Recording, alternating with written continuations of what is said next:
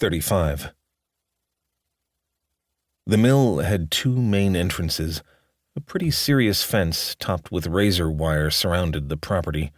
Gray and his team were entering in the front. Each glass double door had been smashed, and the goblins had covered the opening with their own special brand of building. One door had been destroyed. The lobby was about what someone who'd seen a goblin base before might imagine. There weren't any bodies, but blood and drag marks covered the floor. A couple goblin bodies were slumped to one side.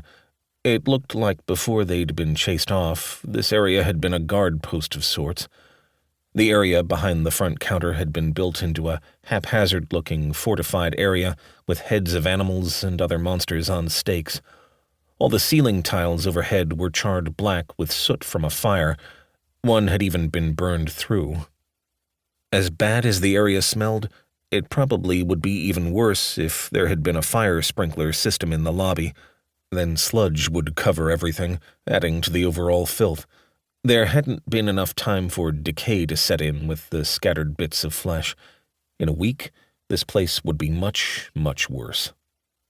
Booted human footprints were visible on the floor, traces of the reconnaissance team who'd alerted base of this place being empty now.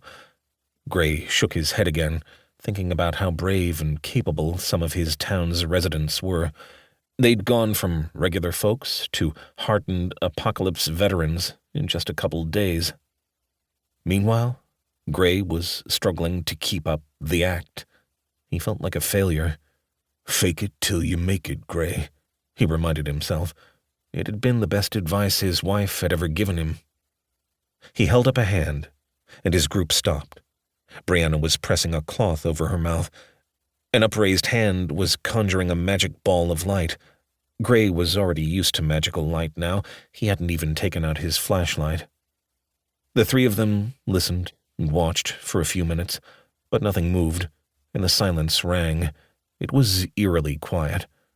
A couple buzzing flies, disturbed by the light, were the only sounds Gray heard other than his own breathing. He nodded and gestured.